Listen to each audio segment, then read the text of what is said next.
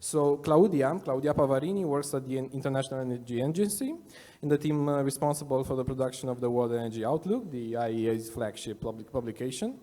She works on power sector analysis and modeling with a particular focus on flexibility assets, such as storage, where she leads the analysis. She is also responsible for the power sector modeling of some main world regions and for the analysis on air pollution. She holds a master's degree in energy engineering from Politecnico di Milano, with a thesis on the development and implementation of a nodal pricing electricity market model for the Italian power sector. Claudia, thank you for being here with us. Simon Harris is a founder, investor, and builder of several high-tech companies, especially in the new energy sector. Among his startups are electric truck maker Teva Motors, battery specialist Zap&Go, and solar energy pioneers Lambda Energy. Another sector he's active in is medtech, and we will talk about it today. Medical devices and diagnosis, where he co-founded EKF Diagnosis and supported the growth of Lightpoint Medical and Cambridge Medical Technologies. His former career was in the media and advertising industries, where he ran a division of the Saatchi & Saatchi agency in London. He is a graduate of Cambridge University and encourages the entrepreneurial spirit among students, for example, as a chairman of the judges of the Parmi Prize for Business Innovation. Thank you, Simon, for being here with us today.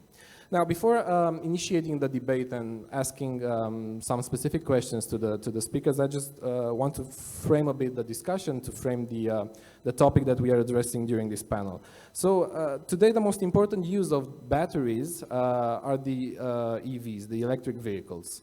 The highest demand today is not for batteries for laptops or for smartphones, but for EVs in terms of volumes.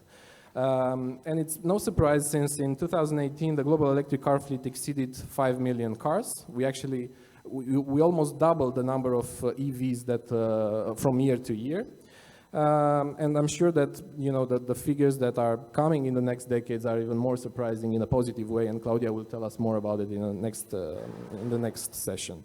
On the other hand, on the utility scale, on the electricity, on the power sector, despite what the mass public may think so, when it comes to storage, we have a different type of technology, which is pumped storage, in the sense that 90% of the storage capacities in the world are actually pumped storage, in the sense that when the grid has more electricity than it consumes, water is pumped up and stored in a dam, and when there's a deficit of electricity, that water is put through the hydropower plant and produces electricity. But this comes with some limits, and I'm sure we will discuss about this.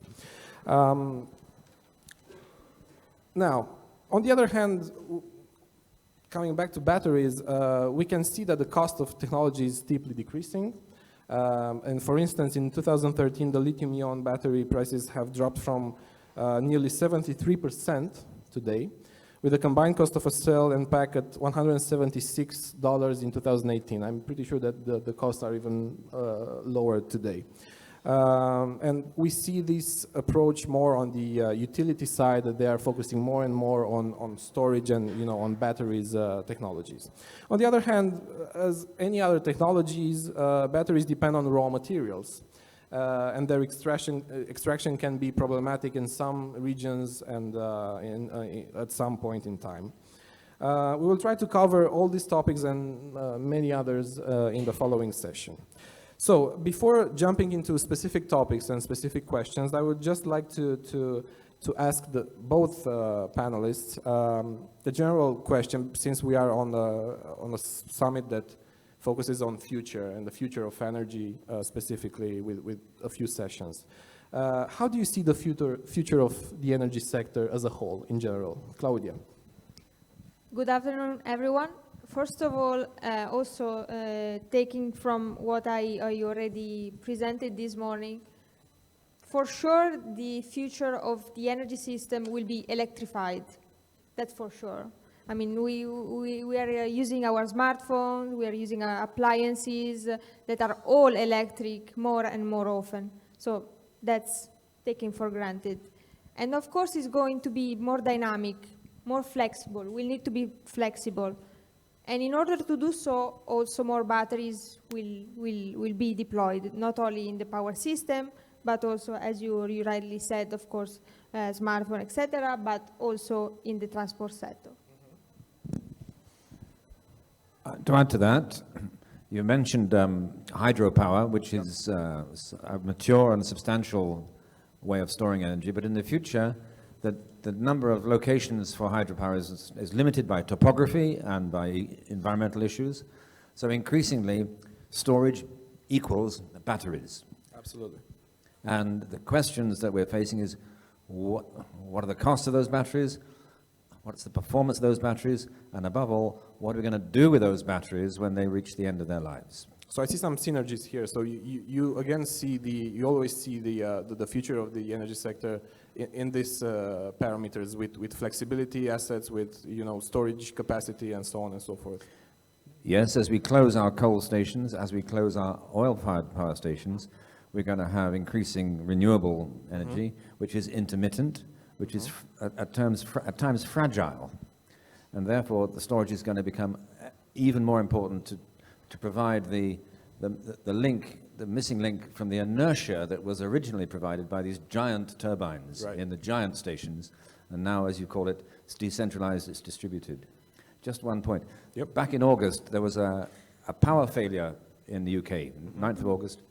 One station was out and one wind farm was out, and the grid collapsed, only for 15 minutes. But a lot of people had a lot of problems in those 15 minutes. For example, a new train set, electric-powered train set, could not restart after the failure of the grid because nobody worked out how to restart the electric train. And so even a mature, sensible market like the UK is on an edge from time to time in this new, fragile, intermittent future. Okay, deep diving a bit in the subject, I would begin with Claudia. Personally, I'm a big fan of the World Energy Outlook. I actually have in physical form, I think I have the report since 2011 or 2012. And out of curiosity, last evening I was comparing in a rather empiric way the focus that the World Energy Outlook has on batteries. And I'll explain why it was empiric. In 2014, so 5 years ago, the World Energy Outlook featured 51 mentions of the word storage and only 7 mentions of battery or batteries. Now, in the latest report issued a few weeks ago, storage appeared in 185 places, while battery or batteries were mentioned 145 times. So, after this, scientific comparison that I did last evening, I have a very complex question to you. What happened? Can I briefly reply with a joke? Yes. Maybe because in the first instance, I was not yet there, and in the second one, I was there. But apart from that, batteries, of course, have made a huge technological improvement over these past few years. And as you said, batteries are more and more becoming important on the EV side. The projections we have, of course, take into account the technology costs, but also the policies that have been put in place. And what we have noticed is that China is a big market that is pushing very, very strongly electric cars, electric vehicles in general. European Union as a whole, but it's also driven by different causes. On one side, you have CO2 standards. On the other side, you have fuel economy standards. But the point here is that increase in technology improvement on one side, and the policy drive our projections for electric cars to reach 330 million by 2040. So basically, cost decrease and policy are the main drivers that pushes this kind of technologies. But in practical terms, how do we translate this for the future? Are we going to actually go from small scale storage, small scale batteries, from prosumers with batteries to utility scale? How do you see this in practical terms? Well, observing the UK market, which has a large number of new challenges starting up to harvest renewable energy, but we've seen a lot of them fail. Yeah. We've seen big failures. Now, on the other hand, that's the natural shape of any emerging market.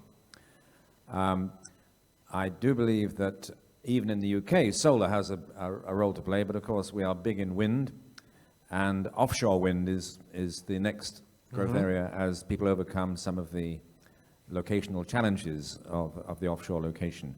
After all, we have a lot of consumer resistance to the location of wind farms onshore, although I find them rather beautiful myself. And so I can speak for the UK in that the growth of lithium-based battery storage units is going to be 30, 40, 50 times what it is today. So you also see utility scale, basically. Yeah, I don't see it being a domestic thing at all. Yeah. The Tesla wall has not been a hit. It's very costly. The only people who have domestic storage are green warriors and tech enthusiasts. Okay. I met one such the other day. It cost him a fortune to fit his house out with solar panels and a wall unit, but he did it regardless of the cost. It's always going to be cheaper to get your power from a wholesale source than an individual. And how will this affect actually the power markets that Simon was actually mentioning? I mean, on the wholesale side and also on the retail side, I mean, having more batteries and storage available, this will actually, I mean, we will have to pay basically for capacity, not for commodity anymore. And will this bring us, you know, this situation in which also electricity will become a flat fee, a subscription, and not a you know, commodity paid based on the volume that you consume? So that's a difficult question. First of all, I would like to stress the point that batteries will more and more be needed, but we need the right markets to incentivize investment in these technologies. Otherwise, investment will just not happen. Having said that, if you assume that, of course, then you would also have cascading electricity tariffs would need to change, would need to be dynamic. And as a matter of fact, as a consequence, of course, this will have impacts on markets. This will have impacts on wholesale markets in different ways.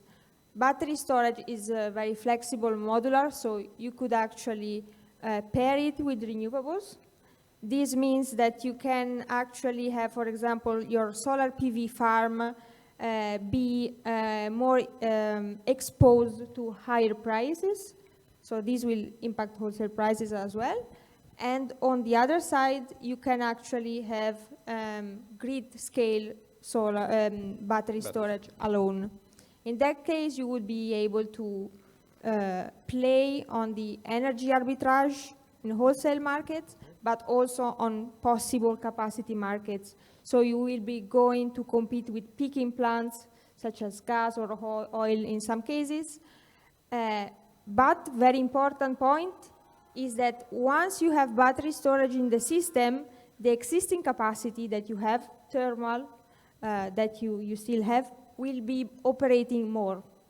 So, of course, this depends on market condition, etc., but would improve also the economics of the existing capacity, just because the storage is just storing electricity, but you will still need power plants that need to produce the electricity that is required.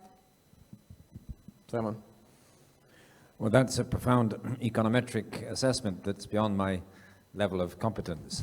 But I am concerned to monitor and factor in the battery itself, the chemistries of batteries. This is a pretty big subject. There are 7 or 8 different combinations of lithium that are available today, and some are better than others. They're all getting cheaper. Some are much more dangerous, some are more powerful, some are cheaper, and what you want is the most powerful, the least dangerous, and the cheapest, and you can't do that. No. And the trouble is with the lithium, the word lithium itself raises fears in people's minds. but it's nothing compared to the fear raised by other, other ingredients in the chemistry. And the chief of these is cobalt. Do you want to take up the story? Yeah, sure. Of course, there are, different raw materials are used for the different type of battery chemistries, as Simon was rightly mentioning. But there are two specific materials for which special emphasis and attention needs to be put. One is lithium, and the second is cobalt. Why so? Cobalt production and reserves are all happening for more than half in one country, that is Democratic Republic of Congo. So, of course, we know when supply is so concentrated, there is a risk of supply, there is also a risk of investment bottlenecks, and all of these also has possible consequences on prices as well. I was planning to leave this subject for the last part of the session, but since we are here, as I was saying at the beginning, as any technological development, we need raw materials for storage and for batteries, actually. I have two questions here. First, at one point we will reach a peak in demand for these raw materials. At one moment in time we will reach there. Will this backfire to the actually, will this offset the technological costs of the technology? So we will actually see a limit to where the prices will decrease. This is one thing. And on the other hand, talking about Democratic Republic of Congo and other regions from which we extract this kind of materials, are we doing it in a sustainable way? Are we doing it in an ethical way? What's the environmental impact that we have by extracting these materials, and do we need to improve something there? Well, let's begin with the supply problem and then move on to the ecological or the recyclable issue. But there was a thing not long ago people talked about called peak oil. Yeah. And of course the oil companies were concealing from the analysts those oil resources they had discovered, but were holding back to maintain the oil prices as best they could. And peak oil seems to be less of a problem these days than it was a bogeyman of 5 or 10 years ago. I asked a battery expert the other day about a thing called peak lithium. That is to say, how are we beginning to exhaust the world's supply of lithium? And there's a couple of big differences here. Firstly, oil is not recyclable, it is consumed, and with consequences on the atmosphere, as we've seen. Whereas lithium, theoretically, can be recovered and reused, and that's the point we'll have to come to next. But there is an abundance of lithium in the world, even though, like any mineral extraction, it has its consequences on the environment. But in Bolivia and Australia have both got huge reserves of lithium. Perhaps in certain cases they've got them and they're not letting us know for the same reason that oil people wouldn't let you know.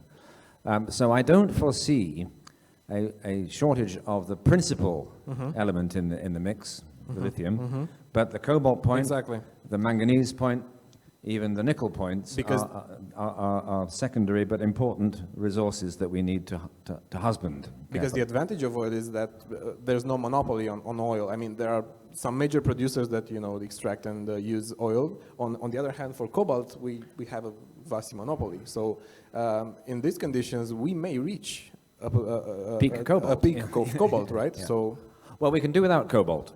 The city of Munich, anybody here from Munich? I know that Patrick was from Munich. The city of Munich has banned the use of battery-powered vehicles in its limits that incorporate the cobalt element, which is called nickel manganese cobalt. And therefore they have to only switch to vehicles like the Nissan Leaf, which is not powered by cobalt. So you can see the pressure of regulators and city authorities can be quite instrumental, even though the batteries without cobalt are less effective, less powerful than the batteries with cobalt. Claudia, what's the impact on the environment that the extraction of these materials have? I mean, can we improve something? We know for sure that it's not done in an ethical way everywhere. Is there room for improvement? I completely agree. I mean, if we want to build and use new and what we call clean technologies in the power system and in the energy system as a whole, we need to make sure then that they are actually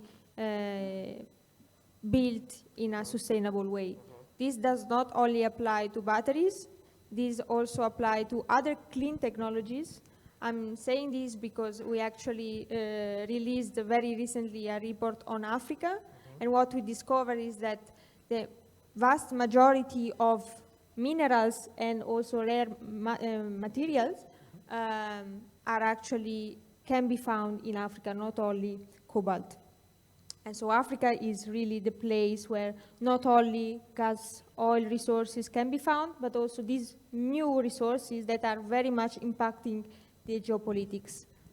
Claudia, what's the game plan of China in securing rights, or if not ownership, to these assets in Africa? China, as we know, is one of the major investors in Africa nowadays. Okay, switching back or coming back again to the EVs, because this is the main topic that I think we should address. They are by far, as I was mentioning at the beginning, they are by far the final product that includes the most of these technologies of storage or of batteries, actually. And the trend also showcased by IEA, and you'll probably show us some numbers. You'll mention some numbers are quite straightforward. I mean, we are going in that direction. We are accelerating the switch from classic cars to electric cars. On the other hand, having more EVs, bring us both opportunities but also challenges to the power grids. How should we use their storage capacity in a smart way and not, affect even more the grids that are already affected in some cases? Completely right. We will have more and more EVs in the streets, and the more EVs we will have, the more potential impact on the grid we will also have if we are not smart in charging them or in general managing them. Why so? Because if charging is not smart, that will mean, probabilistically speaking, that most of the charging will happen in one specific hour or period of the day. That will contribute to the load, the peak demand of that system, which will require grid investment. So in that case, this would actually be a cost for the grid, for more investment will be required.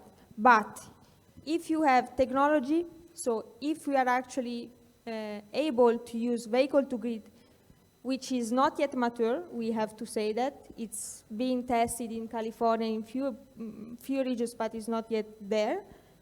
And if we charge in a smart way, if we have also the infrastructure ready, because of course it's easy and to do it when we are at home or when we have it, the infrastructure there, then we will also be able to use EVs as a battery or as a system to provide flexibility, or anyway to use it as a flexibility option instead of a potential cause of more flexibility requirements. Simon, what's your take? Well, I'm going to express rather profound doubts about the vehicle to grid.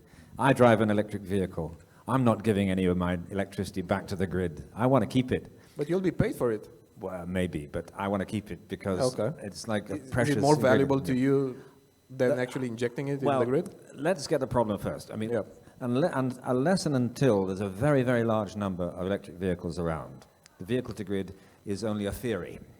Well, and it's the same with the chicken and egg. I mean, it's the same thing. I mean, you have to, have the EVs first, and then... Of course, yeah.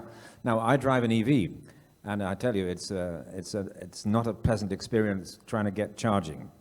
And looking for a charging post that's free, finding the time to park it up and wait for it to charge, even at so-called fast charging stations. It's a joke. It's a joke. You pull into a gas station with 5 or 6 charging posts, and what happens is it's like a cigarette smoking den outside our office. 4 or 5 guys standing around waiting for their vehicles to charge, swapping stories about their car, because they've got 2 hours or half an hour to kill. So long before you've got vehicle-to-grid return path, you've got to build a much more effective charging network.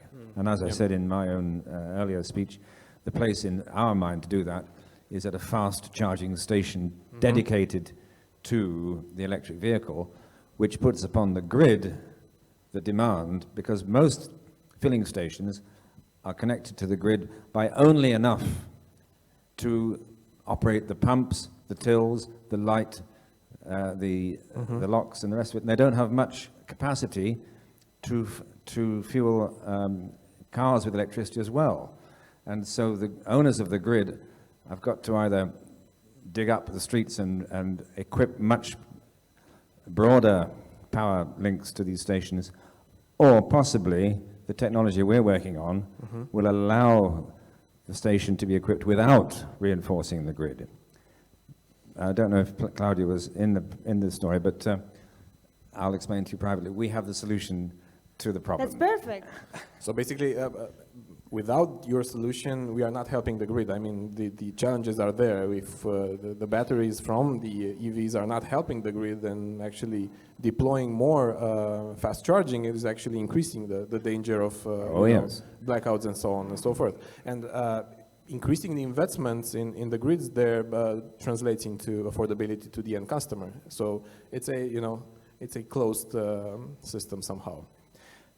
Yes, the majority of places to charge large numbers of electric vehicles is going to be on the edge of town, on the motorways, on the retail parks. But in order to go from the city center to the outskirts of the city and then come back to my home, I'm losing, I don't know, 20 kilometers in the process.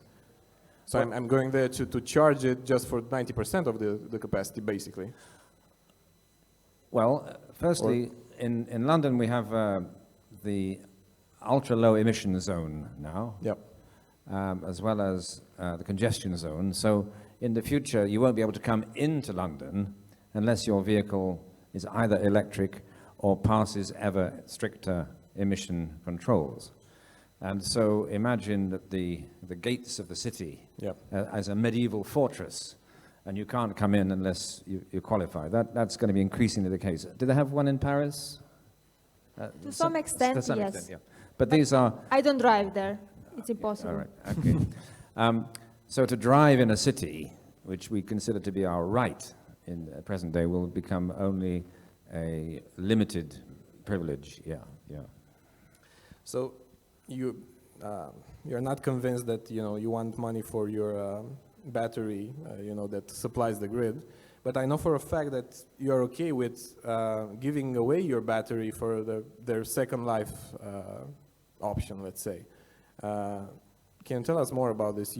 I know you believe in the second life of the EVs batteries. There is a place, yes. My vehicle will last 15, 16 years, like on average. I've got other old vehicles, 20 years old. But the battery is guaranteed only for 8 years. And probably by about 6 or 7 years, it's only functioning at 70% effectiveness. So, out of the cars come lots and lots of batteries that have got a second life. And you then replace the battery pack with a new set, and you get another 7 years life out of it. And that means that the 2 battery sets will last the life of the whole car. So what do you do with the old battery that's come out of the vehicle?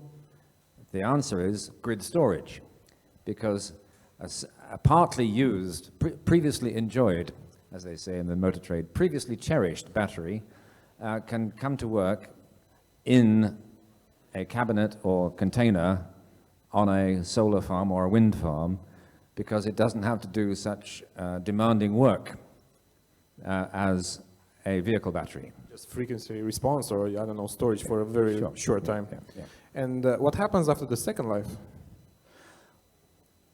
Nobody knows yet. The end of life for the battery. This is the new frontier. There are specialist companies taking shape now. I don't know how big they are, how successful they are. They're going to need a lot of support to recover the ingredients of a defunct battery. Now it's a big job, because when you break apart a battery, you've got all kinds of toxic consequences. And also the lithium that you recover has been contaminated by the process of charging and discharging. So I believe that there's a focus to be made, and I think in Germany they are encouraging the development of a new industry called recovery of battery ingredients. Coming back to Claudia and coming back to the World Energy Outlook, we still have close to 1 billion people that lack energy access today. So there are these remote areas that, you know, in which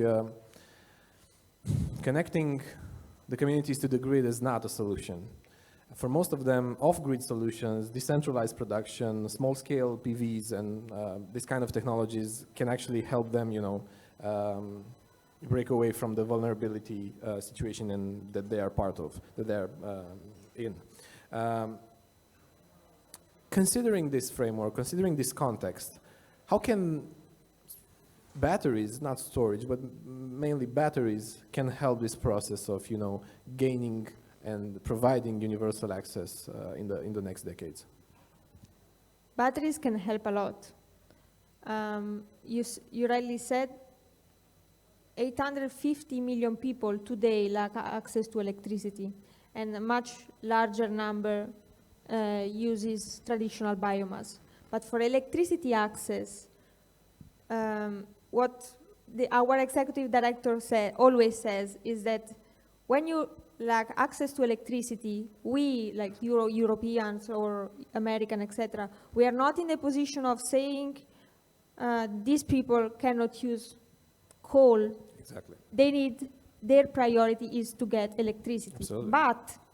But the news here is that for many parts of Africa, for many parts of these regions, decentralized solutions are becoming competitive, really competitive. And here, batteries can play their role. Solar PV, I mean, if you look at images of African villages, you see solar PV is very, very often there in the villages. And batteries are also there. This can replace what they use, for example, as an option to oil generators as a backup. And this is super important because, of course, when you don't have the sun shining, your battery will enable you to still using your lights or your little refrigerator or whatever you need to get your life going. Exactly. That's I actually think of the benefit in that situation of a school child doing their homework at 7 o'clock in the evening. Yeah. With the light to read and write by, possibly even to power a laptop, but more importantly, just simply light against which to pursue their education. That is the benefit of the rural solar revolution that Claudia referred to. But there are problems even more complicated about on this that these communities face. And I know you've worked in medtech and you are focusing on medtech a lot. Having access and having batteries that can provide you continuous access actually also translates into having refrigerators for vaccines. Translates into having decent conditions for surgeries and actually increasing the success rate of the surgeries in remote areas. You were mentioning refrigerators for vegetables and so on and so forth. So how these technologies, batteries in general, can help medtech push forward and help these communities, remote communities? Well, think about vaccines for a moment. I believe they're rehearsing the Sunday's air show, maybe, above our heads tonight. Vaccines rely upon the cold chain from end to end, and there's an enormous amount of wastage when the chain breaks, and the vaccines therefore fail to be maintained at the right temperature. And so in the case of rural refrigeration, once again, there's a case in point. Specific to the devices, often battery-powered, that's a challenge of miniaturization. And the reduction of the power consumption of a battery is the key to making the device effective. And I think the medical industry has done some phenomenal things in size and space reduction. I'm not an expert in the medical battery field because that is ultra specialized. But diabetic pumps, for example, the US company Abbott has now made $1 billion worth of sales of a device that you implant under the skin to monitor your glucose levels, and then transmits it by Bluetooth to a reader. So miniaturized batteries are playing a critical point in implantable medical devices. But on the, if you're an Indian farmer and you've got a perishable but valuable crop a long way from the market, and you don't have any place to store it, you have to load your tractor, take it to a truck, the truck goes into the town. By the time it's got there, half of it's spoiled. And so there's a movement in India to build localized collective cold stores. You take your produce to that cold store, and that's where it's kept in condition ready to go to market. But how is that cold store going to be kept cold when you're miles and miles from the grid? And once again, big roof, big panels, solar energy, plus batteries to keep it cold at night. Okay, we still have, let's say, 15 minutes from this session, so I would like to open up the floor for questions from the audience, if we have any. Do we have a mic? Yes, we have a mic and a question here. If I just take sort of an average of current lithium battery technology, if you took electricity from the grid to charge that battery and then said, I want to take that energy now, put it back on the grid, what percentage is lost in that exchange? More or less, I would say 80% plus minus. Okay. That's the average efficiency. Yeah. And how does that compare to pumped hydro? Well, it depends. Obviously, they're not all, there's not a constant, but I was curious. Yeah. It depends. I mean, in terms of efficiency, we are not too far because of the mechanical losses, the electric losses. I think also for pump storage, you are between 80 and 85%. So it's not, yeah, it's pretty close. any other questions? I'm sorry, could I just go back to that point? Are you talking about 85% loss or 15% loss? 15% 15%. loss. Yeah. Questions from the audience? One more here. Silvia. Hello. So I'm interested in knowing if I want an electric car, what do you recommend in terms of having something that offers performance for city use, but taking into account environmental impact? Right. Well, the best use of batteries in vehicles is in the smallest, lightest vehicle you can get. So, for example, my ridiculous vehicle weighs 2 tons and is therefore completely unsuitable to be electric powered. But because I live in the country, I have to have a hybrid version. And I have a petrol engine as well as a battery. But in town, if your distance of travel is no more than about 100, 150 kilometers, something like the Renault Zoe is a very lightweight car. Friends of mine have one, and they went from London to the coast and back in a day without having to recharge. So small is beautiful, light is beautiful. The BMW i3 is made of carbon fiber, and it's a two men can pick up the car without the battery. The trouble is it costs 40,000 euros because carbon fiber is an expensive stuff. So you've got to just look at the weight. And the lighter the vehicle, the smaller the battery is required to push it along. And that's where the light weighting, the redesign of car bodies to incorporate the lightest materials without sacrificing strength. That is the challenge. Cars are getting bigger and fatter, have been for years. They are. The first Volkswagen Golf consuming was more and tiny. more. Now they're fat and bulging, and they're heavier. So weight is the enemy. If Renault Zoe. But is it still worth owning a car in the city? I mean, Is it worth owning a car in the city? Well, we have to move on to the subject of car sharing, ride-hailing, all these new trends in automotive, in e-mobility. yeah. I mean, I'm old school. I love machinery. I like to own my car. But in the future, the kids of today are not taking driving tests like they used to. The ownership of cars is not considered to be a right, as it was when we were young. So I like the look of the modern city, the future city, which is not powered by people owning their own car, but by cars for hire, Shared economy. used all the time, rather than parked doing nothing. if I may, Yes. that's really good question. I mean, we are talking a lot about EVs, and that's positive. It's could be good news depending on different conditions and blah, blah, blah. But reality is quite different. It's a bit shocking, I would say. Something that we discovered through analysis is that if you compare this year car sales and you compare it with 2010 car sales, you actually see that SUV had the largest increase.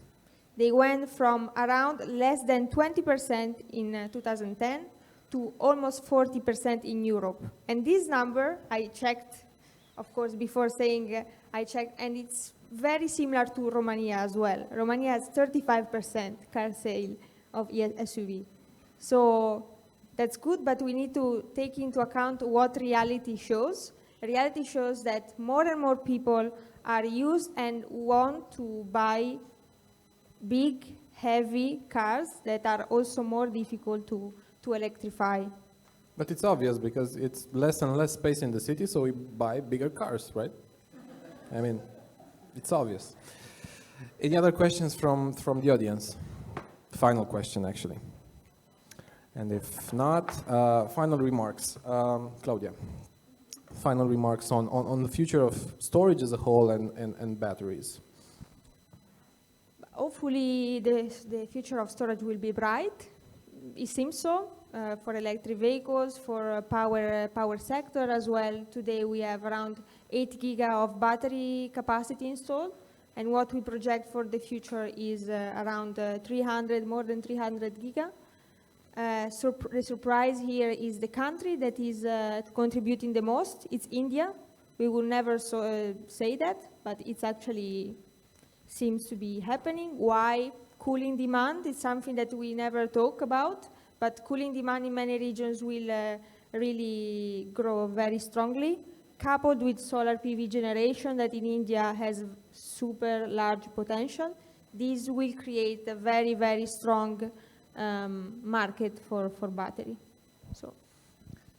Okay, on the road, diesel remains the king for moving goods and heavy stuff around. Forget the battery-powered truck. That's a straightforward. Maybe hydrogen can come to the fore to power heavy vehicles, but lightweight electric vehicles will become the preferred option for urban living. The SUV thing that you've just mentioned will look back in the future as being an aberration, a bizarre, wrong-footed way of getting around. Ride-hailing, car-sharing, lightweight EVs, that's the urban future. And on this bombshell, we should wrap up the session. Thank you to my speakers, to my panelists for joining me for this discussion on the future of batteries. And thank you all for being here and for engaging with us in this panel. Thank you very much.